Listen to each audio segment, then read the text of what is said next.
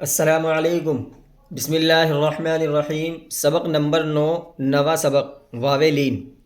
یہاں ہم واویلین سے شروع کریں گے۔ اگر آپ نے پچھلے سبق نہیں پڑھے تو وہ بھی پڑھ لیں، اس کے اندر بھی کچھ ضروری باتیں میں نے بتائی تھیں۔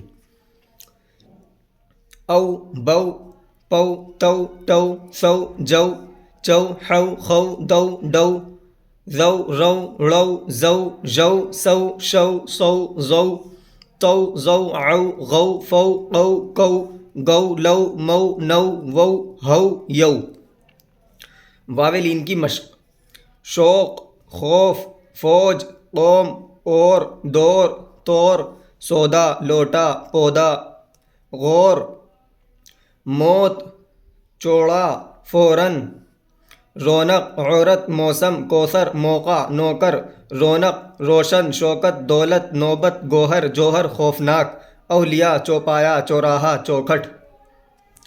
واویلین کی جملوں میں مشق: علم کا شوق رکھو، عورت کی عزت کرو، موسم سرد ہے، لوٹا بھاری ہے، پودا چھوٹا ہے، اولیاء اللہ کا اکرام کرو، بجلی کی کڑک خوفناک ہے، اللہ کا خوف ایمان کی علامت ہے، ہر انسان کو موت آنا یقینی ہے، مال و دولت کی لالچ بری بلا ہے۔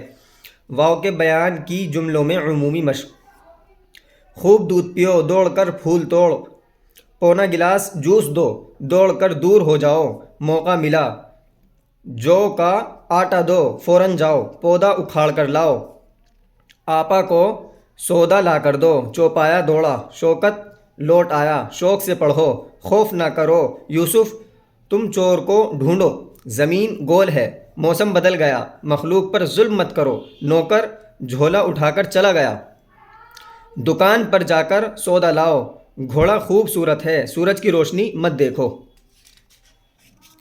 سبق نمبر 10، یائے لین کے بارے میں کچھ باتیں ہیں، پہلے ہم ان کو پڑھ لیتے ہیں۔ جس یا سے پہلے زیر ہو اس کو عربی اور اردو میں یا مدہ کہتے ہیں۔ دیکھیں، یا سے پہلے زیر ہے، اس کو یا مدہ کہتے ہیں، عربی میں بھی اردو میں بھی۔ اور مدہ کے معنی آگے بتا رہے ہیں۔ عربی میں اس کو معروف ہی پڑھتے ہیں، جیسے تین ریح، لیکن اردو میں یا معروف بھی آتی ہے جیسے ڈھیلا، اور مجہول بھی آتی ہے جیسے ڈھیلا، اس کا مطلب اینٹ کا ٹکڑا۔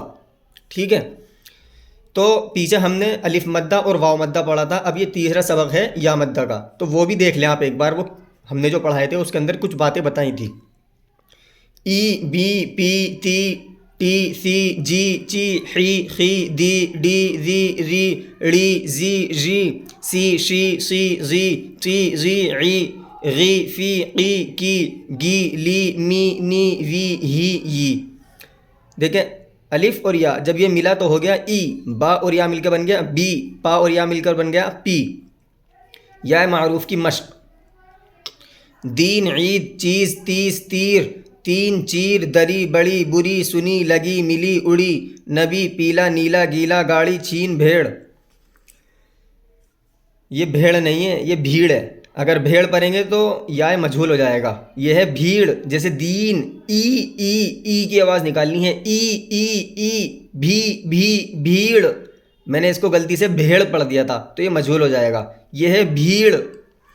تو پتہ چل جاتا ہے جب آدمی پڑھتا رہتا ہے، اس کو اندازہ ہونے لگتا ہے کہ یہ کیا ہے کیا نہیں۔ صحیح، لڑکی، سردی، گرمی، مرغی، سستی، چستی، دلیل، قمیص، کریم، یقین، نصیب، شکیل، سلیم، اسماعیل، ابراہیم، جبرائیل، اسرائیل، اسرافیل، اسرائیل، تعلیم، ترتیب، تحریر، تقریر، تصویر، تمرین، تنقید، تفسیر۔ یہ سب یا معروف کی مثالیں ہیں۔ ناموں کے اندر یا معروف ہیں، اور دوسرا اس یا کو یا مدہ کہتے ہیں، یعنی یہ یا کھینچ کر پڑھی جاتی ہے۔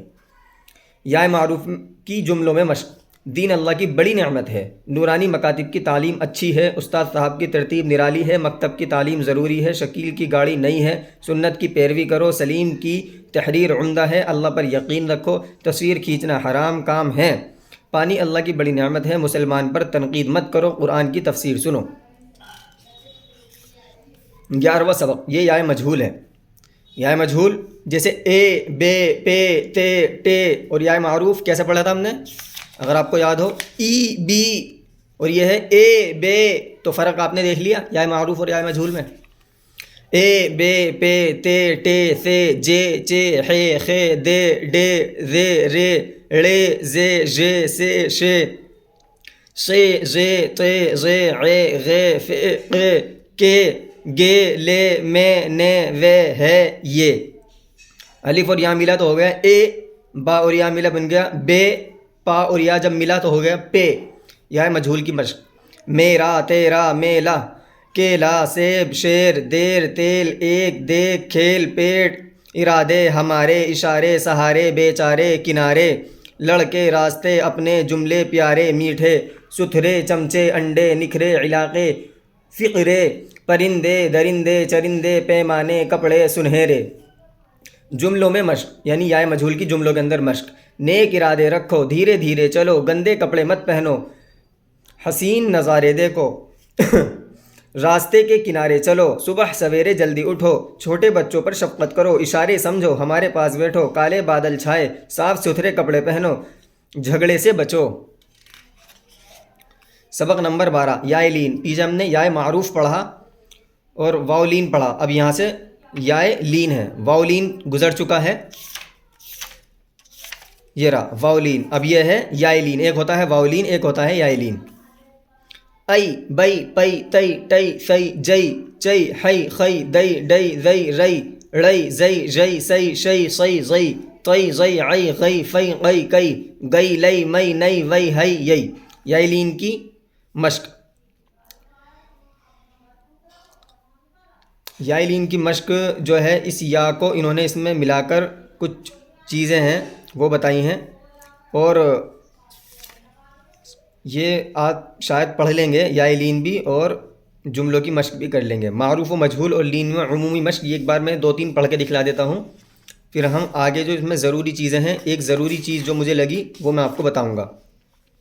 مجہول و معروف اور لین کی عمومی مشق. اللہ کی رسی مضبوط پکڑو، نبی کی بات مانو. یہ بھی آسان ہے، یہ میں نے آپ کو بتا دیا. اور اب آگے چلتے ہیں. یہ نظم ہے، اس کو بھی آپ پڑھ ہی لیں گے. یہ دعا ہے تو ہی معبود برحق اے خدا اور کی پوجا نہیں تیرے سوا. آسان ہے، کوئی مسئلہ نہیں ہے. 14واں سبق نون غنہ. یہ مین سبق ہے، اس کو ہم دھیان سے اور توجہ سے سنیں گے بھی اور دیکھیں گے بھی. ٹھیک ہے، دیکھیں نون ایک ہوتا ہے نون ایک ہوتا ہے نون غنہ.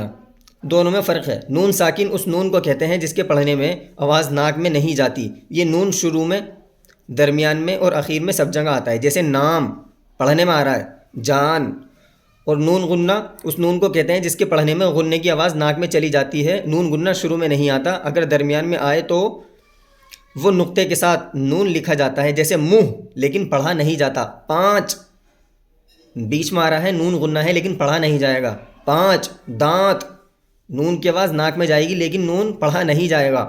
یوں نہیں پڑھیں گے اس کو. دانت پانچ مونہ ایسے نہیں پڑھنا، غلط ہو جائے گا. یہ نون غنہ ہے اور نون غنہ کی آواز ناک میں جاتی ہے، پڑھنے میں نہیں آتی. دانت اور اخیر میں آئے تو وہ نقطے کے بغیر ایسے آتا ہے، لکھا جاتا ہے. جیسے ماں گاؤں میں نیچے دی گئی مثالوں میں نون غنہ اور نون ساکن اور نون غنہ کو پہچانو. جیسے انسان جنگل. اب آپ کو پہچاننا ہے، یہ آپ کا سبق ہے. امید ہے کہ ویسے میں نے یہ 2-3 باتیں بتائی ہیں. انسان یہ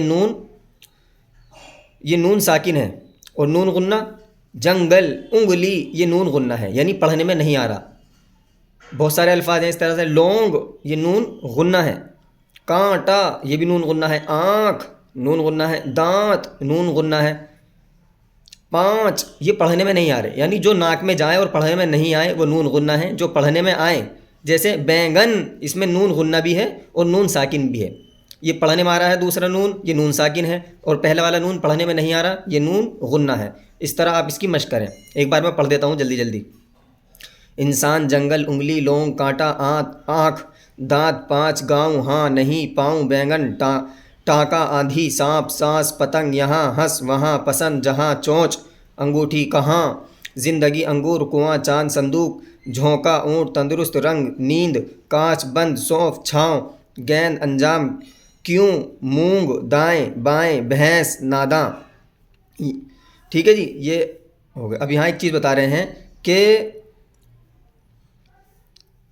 جو لفظ کسی ایک کو بتائے یعنی جو ایک چیز کو بتائے اس کو مفرد یا واحد کہتے ہیں. جیسے لڑکا بچہ کتاب، یہ ایک ایک چیز کو بتا رہے ہیں. ایک لڑکا ایک بچہ ایک کتاب. لڑکا بچہ کتاب، اس سے پتہ چلتا ہے کہ یہ واحد ہے اور مفرد ہے. جو لفظ ایک سے زیادہ کو بتائے اس کو جمع کہتے ہیں. جیسے لڑکے بہت سارے لڑکے، بچے کتابیں بہت ساری کتابیں، تو یہ ایک سے زیادہ کو بتا رہے ہیں. تو مفرد اور واحد اور جمع پتہ چل گیا آپ کو. اس کے بعد قاعدہ بتا رہے ہیں، اردو میں مفرد یعنی جو ایک ہے یا واحد لفظ کے آخر میں اگر الف یا ہا ہو تو اس کو یا مجہول سے بدل کر جمع بناتے ہیں. جیسے لڑکا سے لڑکے، اس کے یہاں الف تھا، اس کو یا مجہول سے بدلا، لمبی والی یا سے. پیچھے آپ پڑھ چکے ہیں یا مجہول کیسی ہوتی ہے، ایسی یا مجہول. تو جس کے آخر میں الف ہو اس کو یا مجہول، اس میں یہ لگا دیں گے یہ والی یا، تو جمع بن جائے گا. اسی طرح بچے، اس کے آخر میں ہاں ہے، اس کو بھی یا مجہول سے بدل دیں گے، یہ بھی جمع بن جائیں گے، یعنی بہت سارے بچے.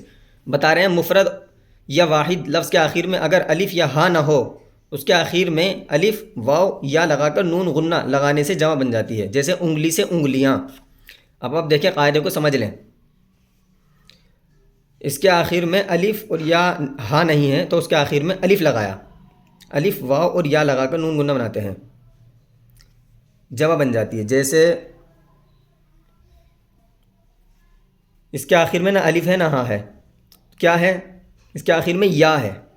یہ بتا رہے ہیں کہ اگر الف اور ہاں نہ ہو تو اس کے آخر میں الف اور ہاں نہیں ہے انگلی کے آخر میں، بلکہ الف واو اور یا میں سے یا ہے. تو اس کی جمع بنانے کا طریقہ بتا رہے ہیں،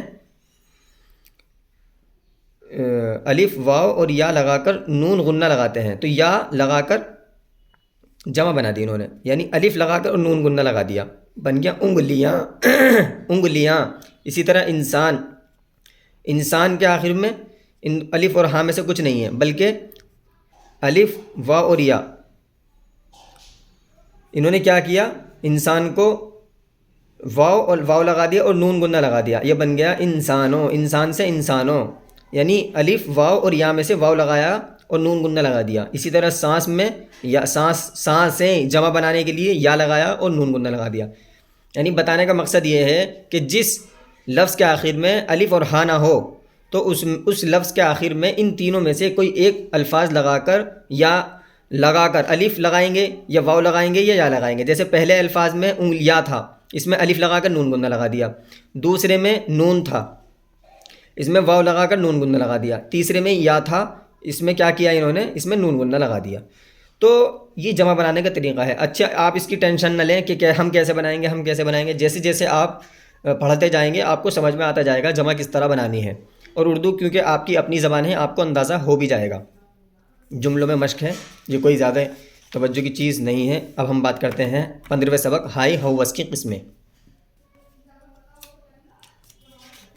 تھوڑا سا باقی ہے، انشاءاللہ اس کو ہم بعد میں پڑھیں گے، ابھی وقت بہت زیادہ ہو گیا، مجھے کہیں جانا ہے.